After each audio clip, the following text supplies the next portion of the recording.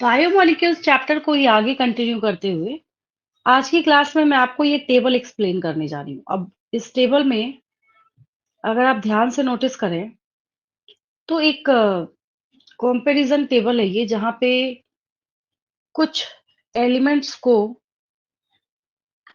कहाँ-कहाँ कंपेयर किया गया है। एक अर्थ क्रस्ट में, क्रस्ट मतलब समझ रहे हैं ना, अर्थ का जो आउटर लेयर है, 3 लेयर्स हैं इसके, कोर, मेंटल, क्रस्ट। तो उसमें से हम सिर्फ क्रस्ट के बारे में यहाँ पे बात कर रहे हैं, बाकी सारे लेयर्स का कंपोजिशन जो है वो अलग-अलग होता है। और क्योंकि सारे के सारे ह्यूमंस कहाँ सर्वाइव करते हैं? अर्थ के आउटर सरफेस पे सर्वाइव करते हैं, तो इसलिए हम लोग सिर्फ क्रस्ट के बारे में यहाँ पे बात कर रहे हैं। तो कुछ चीजें ऐसी हैं जो कि मतलब ऐसे अगर आप देखें ना तो सुन के बिलीव नहीं होता कि आप पूरे टाइम मतलब बर्थ से लेके टिल डेथ तक जो एक ह्यूमन बीइंग है वो अपनी बॉडी के अंदर सारी चीजों को जो बना रहा है, मतलब आपका जो बॉडी मास बढ़ रहा है। आप जब 3 इयर्स के होंगे, 4 इयर्स के, 5 इयर्स के होंगे तो 20 केजी के होंगे। 18, 19, 20, 21 जो भी वेट होगा आपका। लेकिन आज के डे में क्या है, आज जो आपका बॉडी वेट है, तो बोलने का क्या मतलब हुआ कि तब से लेके आज तक जो आपका बॉडी वेट इंक्रीज हुआ है, तो उसको इंक्रीज करने का काम किसने किया है?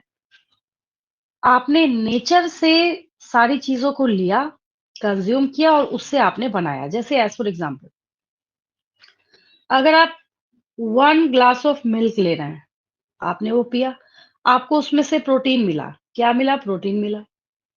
अब जब प्रोटीन मिला, तो प्रोटीन जब टूटता है, तो आपको पता है कि प्रोटीन का बिल्डिंग ब्लॉक क्या है? एमिनो एसिड है। मतलब आपके बॉडी में स्मॉल इंटेस्टाइन तक जाते-जाते वो अपने इन सारे कॉन्स्टिट्यूएंट्स में टूट गया और इस लायक हो गया कि उसको स्मॉल इंटेस्टाइन वहां से एब्जॉर्ब कर सके। ठीक है, इसको अगर ध्यान से देखेंगे ना, तो कार्बन, हाइड्रोजन, ऑक्सीजन और नाइट्रोजन, ये चार जो यहाँ पे आपको एलिमेंट्स दिख रहा है ना, ये बिल्कुल मेजर एलिमेंट्स हैं और जो कि बायोमोलिक्यूल्स को बनाने में अपना सबसे ज्यादा इंपॉर्टेंट रोल प्ले करते हैं।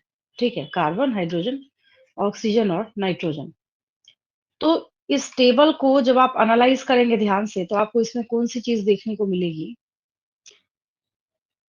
कि एलिमेंट्स जो आप देख रहे हैं हमारे एटमॉस्फेयर में, अर्थ की क्रस्ट में, तो सबसे पहले हम कार्बन से स्टार्ट करते हैं। अभी मैंने बोला ना, कार्बन, फिर हाइड्रोजन, फिर ऑक्सीजन, देन नाइट्रोजन। क्योंकि ऑब्वियस है, जब आपने बायोमोलिक्यूल्स को डिफाइन करा है पिछली क्लास में, और मैं जो उसकी रिगार्डिंग आपको डेफिनेशन बता रही थी, तो डेफिनेशन ही यही है, ऑल द कार्बन कंपाउंड्स। हम यहाँ पे कार्बन कंपाउंड्स के बारे में बात कर रहे हैं, तो बच्चों को मैं कहती हूँ कि सबसे पहले कार्बन को ही एनालाइज करते हैं। अब जब से आप पढ़ाई कर रहे हैं ना, तब से बच्चों को ये याद जरूर रहता है कि अर्थ की क्रस्ट में जो आपके पास कार्बन है उसका परसेंटेज है 0.03%। ये आप बचपन से जानते हैं, लेकिन आपको ये नहीं पता था कि ह्यूमन बॉडी में ये जो कार्बन यहाँ आपको नजर आ रहा है, दैट इज 18.5%। कितना हो गया? ये 18.5% हो गया। लेकिन जो अपने फुल लाइफ जो आपने कार्बन कंज्यूम किया है, कहाँ से लिया आपने? जो आपने कार्बन को कंज्यूम करने का काम किया है, वो एक्चुअली आपने नेचर में से ही लिया है, प्लांट सोर्स से लिया है आपने। अगर कार्बोहाइड्रेट कंज्यूम किया, उसको तोड़ेंगे, ग्लूकोज मिलेगा, C6H12O6, वहां भी कार्बन।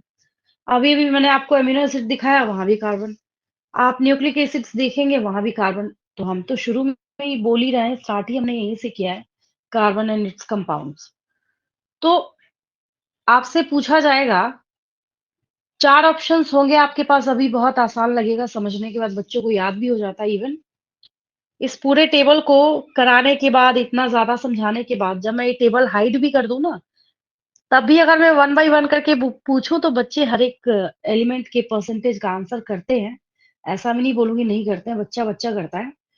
लेकिन समझ में आने के बाद और याद होने के बाद, आगे जो आपका टास्क है वो ये हो जाता है कि आप उसको कैसे परमानेंट स्टोरेज में रखते हैं अपने ब्रेन में। वापस रिपीट कर रही हूँ, कार्बन का परसेंटेज अर्थ क्रस्ट में कितना है?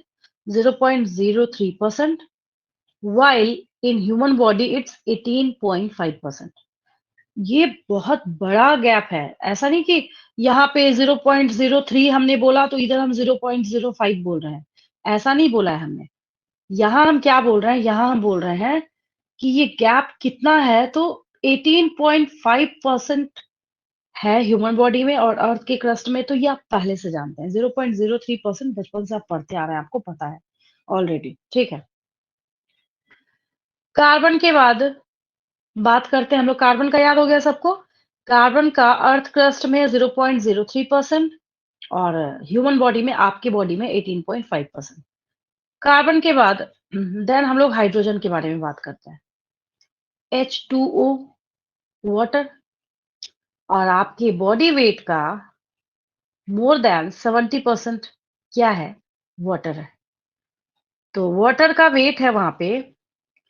तो अर्थ के क्रस्ट में ये है 0.14% और ह्यूमन बॉडी में ये कितना है? ये 0.5% है, ठीक है। 0.1, 0.5 अर्थ के क्रस्ट में कितना है? 0.14, ह्यूमन बॉडी में कितना है? 0.5 है, ठीक है। तो हाइड्रोजन, अच्छा एक चीज देखिए, ऑर्गेनिक केमिस्ट्री में एक चीज आपने नोटिस करी होगी कि पहली चीज तो ये है, जैसे मैं किसी भी एक स्ट्रक्चर को अगर मैं निकालूं, जैसे देखिए मैं आपको शो करती हूँ।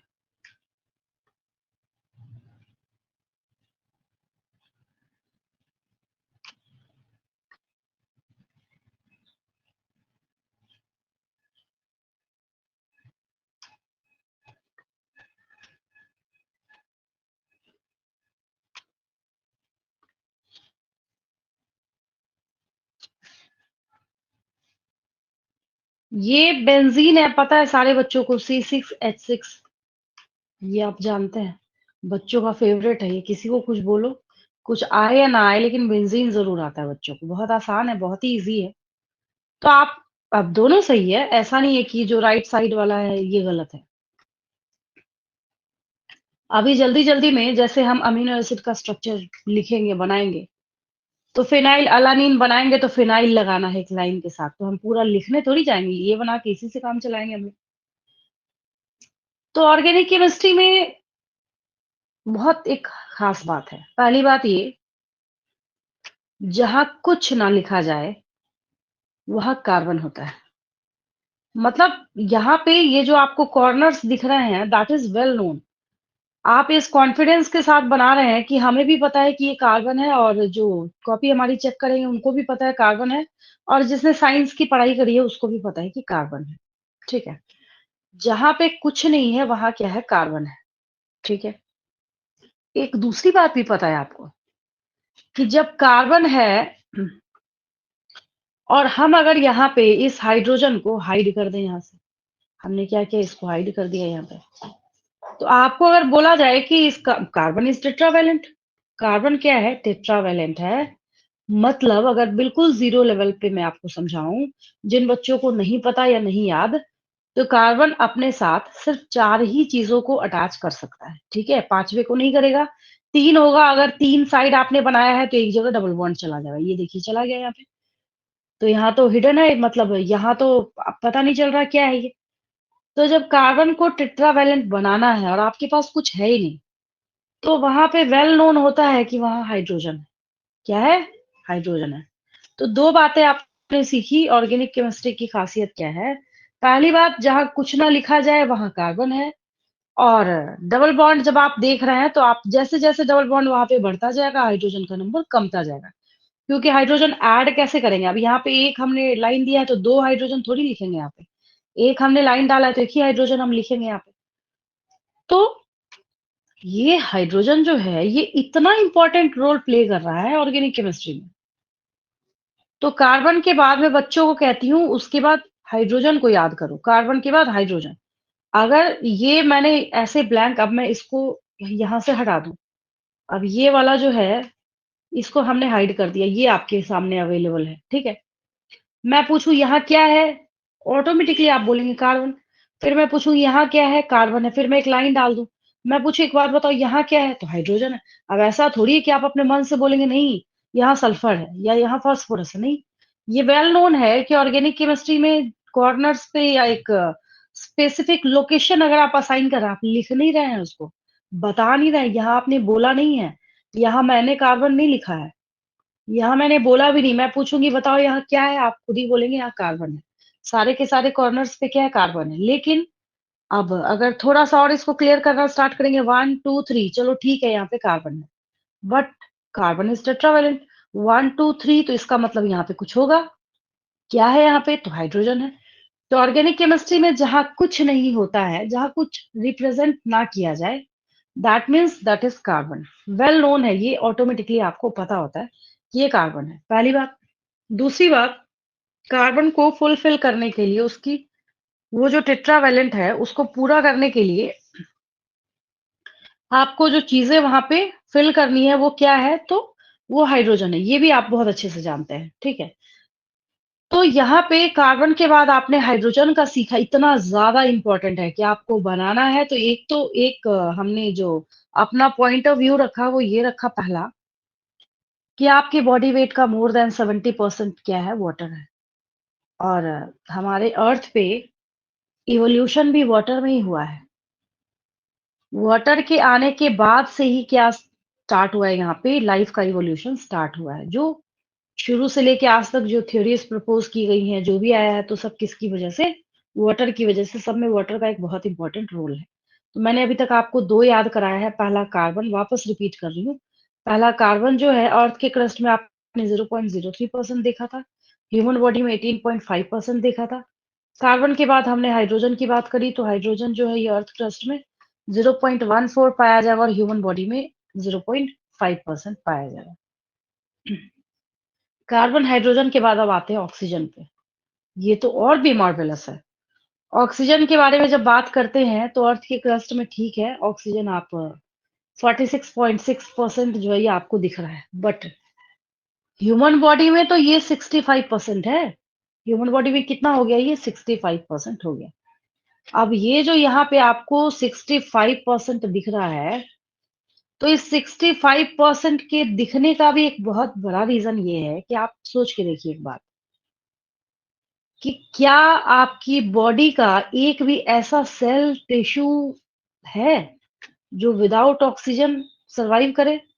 अगर बॉडी के किसी एक पार्ट में ऑक्सीजन जाना बंद हो जाए, तो वो पार्ट जो है वो धीरे-धीरे ब्लैक होना स्टार्ट हो जाता है।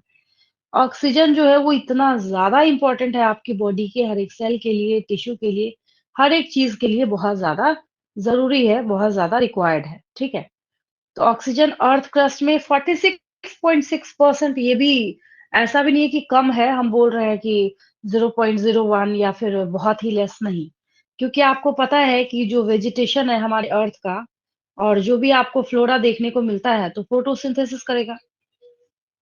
और फोटोसिंथेसिस जब करेगा, तो फोटोसिंथेसिस करने में उसका मेन जो फूड है दैट इज़ ग्लूकोज़, जो आप बचपन से फूड फूड बोलते आ रहे थे, ठीक है? That is glucose. But the by product is oxygen. हमारे काम का क्या है? तो हमारे काम का क्या है? ऑक्सीजन है। तो हम क्या करते हैं? हम ऑक्सीजन को फोकस में रख के पढ़ाई करेंगे आगे, जब हम लोग प्लांट फिजियोलॉजी देखेंगे तो, ठीक है? अभी देखिए इसके बाद ना दूसरा नाइट्रोजन है। नाइट्रोजन का जो हिसाब किताब है वो बहुत ज्यादा यहाँ पे मतलब अनबिलीवेबल है। रीजन क्या है उसका? पहली बात तो ये है, सबसे पहली चीज, कि जब आप अर्थ के क्रस्ट में एनालाइज कर रहे हैं, तो हमने लिखा very little, but in human body 3.3%। आगे मैं आपको न्यूक्लिक एसिड्स पढ़ाऊंगी, अभी आपको घबराने की जरूरत नहीं है।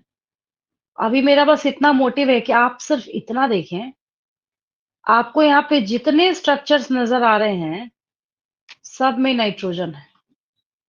सब में each and every structure contain nitrogen. सब में आपको नाइट्रोजन नजर आ रहा है, यहाँ पे देख लीजिए, चेक कर लीजिए। सब में कुछ हो या ना हो नाइट्रोजन ज़रूर है। ये नाइट्रोजनस बेसेस हैं। डीएनए का एक बहुत ही इम्पोर्टेंट कंपोनेंट नाइट्रोजनस बेसेस। और आपको पता है कि पूरे नेचर में 2 ही जेनेटिक मटेरियल है, एक डीएनए है और दूसरा आरएनए है। अगर डीएनए होगा तो उसमें थाइमिन होगा, आरएनए होगा तो यूरासिल होगा, बट जो भी है नाइट्रोजन तो है ही है। तो भाई जब डीएनए आरएनए प्रेजेंट है आपकी बॉडी के हर एक सेल में, न्यूक्लियस के अंदर, क्रोमोसोम के अंदर, जो डीएनए अवेलेबल है तो डीएनए में नाइट्रोजनस बेसिस तो होगा। और नाइट्रोजनस बेसिस होगा तो वो नाइट्रोजनस बेसिस इसलिए नाइट्रोजनस बेसिस कहला रहे हैं क्योंकि वो कुछ हो या ना हो नाइट्रोजन को जरूर कैरी करने का काम करता है। तो हमने इनको नाम दे दिया नाइट्रोजनस बेसिस। तो इसकी वजह से एक्चुअल रीजन जो है वो ये है, जिसकी वजह से इसका परसेंटेज आपकी बॉडी में कितना हो गया, 3.3% हो गया। ठीक है। फिर उसके बाद सल्फर के बारे में बात करते हैं। इस ये बहुत कंफ्यूजिंग है क्योंकि 3 तो दोनों में है। सल्फर का जब पूछा जाता है तो बच्चे हमेशा अपोजिट लिख के आते हैं। ठीक है। देखिए, ट्रिक मान भी सकते हैं, ऐसे भी कंफ्यूजन दूर करने का एक तरीका बता रही हूँ। याद रखेंगे कि सल्फर का और कार्बन का परसेंटेज अर्थ के क्रस्ट में सेम है। कार्बन भी 0.03% है, सल्फर भी 0.03% है, सेम है दोनों। ठीक है। इससे क्या होगा ना, आप ये कंफ्यूजन नहीं रख पाएंगे दिमाग में कि एक 0.03 है और दूसरा 0.3 है। दूसरा क्या है, बच्चे क्या करते हैं, 3 दोनों दिखता है उनको, यहाँ लिख देते हैं 0.3 और यहाँ लिख देते हैं 0.03, तो उल्टा हो जाता है, गलत हो जाता है उसमें। तो ऐसे याद रखेंगे कि अर्थ के क्रस्ट में जितना कार्बन का परसेंटेज है दैट इज 0.03%, उतना ही परसेंटेज कितने किसका दिख रहा है आपको, यहाँ पे सल्फर का नजर आ रहा है। ठीक है। और ह्यूमन बॉडी में एक जीरो यहाँ से हटा देना है, 0.333 तो है ही ये दोनों। तो कंफ्यूजन दूर करने का मैंने आपको तरीका भी बता दिया, याद भी हो गया होगा आपको। ठीक है। सोडियम के ऊपर बात करते हैं। अर्थ के क्रस्ट में ऑब्वियस है सोडियम तो ज्यादा होगा ही होगा, 2.8% है। ह्यूमन बॉडी में 0.2%। बट अगर ये सोडियम आपकी बॉडी में नहीं हो तो आपका नर्वस सिस्टम काम नहीं करेगा, दैट्स इम्पॉसिबल। अब नवरात्रे स्टार्ट होने वाले हैं, कई लोग जो नवरात्रे, कुछ लोग तो सेंधा नमक पे करते हैं, कुछ लोग विदाउट सॉल्ट करते हैं, मतलब कहते हैं हम सिर्फ फल खा के रहेंगे। तो जो नवरात्रे करते हो आपके घर में, आप उनसे पूछ लेंगे तब भी आपको पता चल जाएगा, नहीं पूछेंगे तो उनके बिहेवियर को नोटिस करेंगे तब भी आपको पता चल जाएगा। नवरात्रे के टाइम में उनका जो मूड है ना वो हमेशा चिड़चिड़ा रहेगा। कुछ आप छोटी सी बात बोलेंगे बस तुरंत वो चिढ़ जाएंगे, गुस्सा आ जाएगा अचानक से, ऐसा लगेगा अचानक से ब्लड का प्रेशर जो है वो बढ़ गया। उसका रीजन क्या है ना, कि आपके नर्वस सिस्टम को रेगुलेट करने के लिए, आगे जब मैं आपको पढ़ाऊंगी, आपके पास चैप्टर है न्यूरल कंट्रोल एंड कोऑर्डिनेशन, इसलिए आपको घबराने की जरूरत नहीं है। तो उस चैप्टर में जो, अगर हम ऐसा बोलें कि उस चैप्टर की जान क्या है, तो ये सोडियम पोटेशियम पंप है। क्या है? Sodium potassium. यहाँ देखिए, ये नीट का पूछा हुआ क्वेश्चन है। हमने यहाँ पे स्पेशली कुछ नहीं लिखा, हमने ये भी नहीं, यहाँ आपको सोडियम और पोटेशियम दो ही चीजें दिख रही हैं, देख लीजिए, चेक कर लीजिए। सोडियम पोटेशियम पंप बोला ही जाता है इसको। सोडियम पोटेशियम पंप एक्चुअली ये जो है ना, ये आपका जो नर्व सेल में जो एक्सॉन था ना, एक्सॉन के अक्रॉस जो है इसको बनाया गया है। ये एक्सॉन है, समझाने के लिए इतना जूम करके यहाँ पे आपको बताया जा रहा है। ठीक है। बट जो भी है, लेकिन आपने क्या किया, इस सोडियम को अपने डाइट में से गायब कर दिया, तो फर्क नहीं पड़ेगा उसका, आपके नर्वस सिस्टम पे फर्क नहीं पड़ेगा, डेफिनेटली पड़ेगा।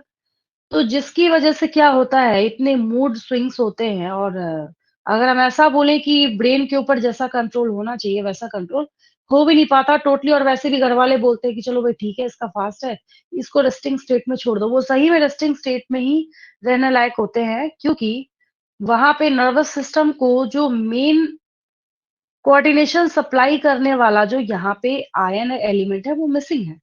तो जिसकी वजह से नर्वस सिस्टम को जैसा वहाँ पे परफ़ॉर्म करना चाहिए वैसा परफ़ॉर्म कर ही नहीं सकता, समझ गए? तो ये सोडियम की बहुत ज़्यादा इम्पोर्टेंस है आपकी बॉडी में, तो भले ही यहाँ पे 0.2% है, बट ये इग्नोर करने लायक नहीं है। यहाँ पे क्या है, ये ऑप्टिमम चाहिए। जो यहाँ पे रिक्वायर्ड अमाउंट है वो चाहिए, बट चाहिए। समझ गए? ये चीज़ है इस कंडीशन में। देन देखिए आपके पास नेक्स्ट जो है यहाँ पे, दैट इज़ कैल्शियम। मैम हाँ।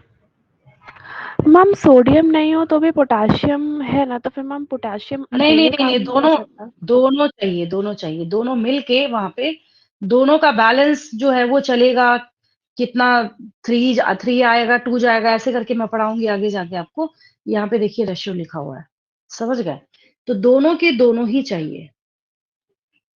एक से आप क्या कर सकते हैं, काम नहीं चला सकते। जैसे कैसे आपके बोन्स के फॉर्मेशन के लिए कैल्शियम और फास्फोरस चाहिए, चाहिए ना? अब हम बोले कि फास्फोरस गायब कर दे तो दैट्स इम्पॉसिबल, काम नहीं चलेगा फिर, ठीक है? अब जैसे नाइट्रोजनस बेसेस देखा अभी-अभी आपने, तो नाइट्रोजनस बेसेस जो आपको दिख रहा था, ये स्ट्रक्चर है। अभी जो आपने देखा, इसकी बात मैं कर रही हूँ। अब हम बोले कि क्या नाइट्रोजन गायब हो जाएगा तो ये काम नहीं चलेगा इसका, हमने इसके कॉन्स्टिट्यूएंट को ही लॉस कर दिया तो कैसे काम चलेगा? तो जिसकी वजह से क्या होता है, वो इम्पॉसिबल है, वर्क नहीं होगा। और कैल्शियम का तो इतना मार्वेलस रोल है ना, आपके एक-एक ग्लैंड को, इवन चाहे वो पैराथायरॉइड ग्लैंड क्यों ना हो, हर एक जगह पे कैल्शियम जो है अपना बहुत इंपॉर्टेंट रोल प्ले करता है। लेकिन ऑब्वियस है, calcium carbonate, calcium carbonate, calcium carbonate nature में भी काफ़ी जगह पे आपने सुना है। तो अर्थ के क्रस्ट में ये 3.6% और ह्यूमन बॉडी में 1.5% है। लेकिन इसका वर्क सिर्फ उतना ही नहीं है जितना आपको दिखता है।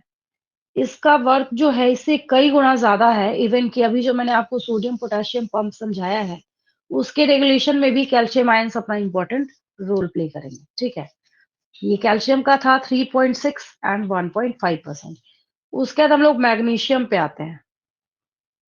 मैग्नीशियम 2.1% है अर्थ के क्रस्ट में और ह्यूमन बॉडी में है 0.1%।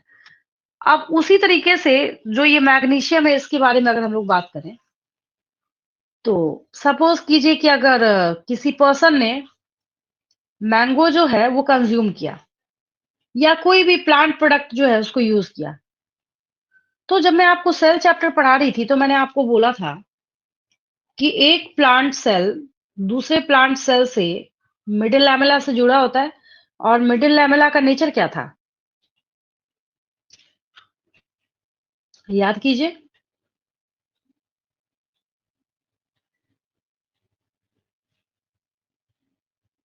मिडिल लैमेला किसका बना हुआ था?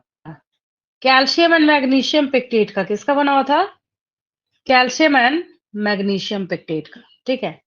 और ये जो मैग्नीशियम है ना, भले ही यहाँ पे 0.1% है, बट आपका जो हार्ट बीट का जो रेट है ना, उसको स्टीडी रखने में, हड्डियों को मजबूत रखने में, बोन्स को मतलब पूरा एक्स्ट्रा स्ट्रेंथ देने में, आपके मसल फंक्शन को रेगुलेट करने के लिए मैग्नीशियम जो है ये बहुत ज़्यादा चाहिए, रिक्वायर्ड होता है। मतलब भले हम अब जैसे एज़ फॉर एग्ज़ाम्पल मैं आपको एग्ज़ाम्पल देती हूँ। आपने बहुत अच्छा खाना बनाया, ठीक है? आपने मटर पनीर की सब्ज़ी बनाई, आप खाने बैठे, उसमें नमक ही नहीं है।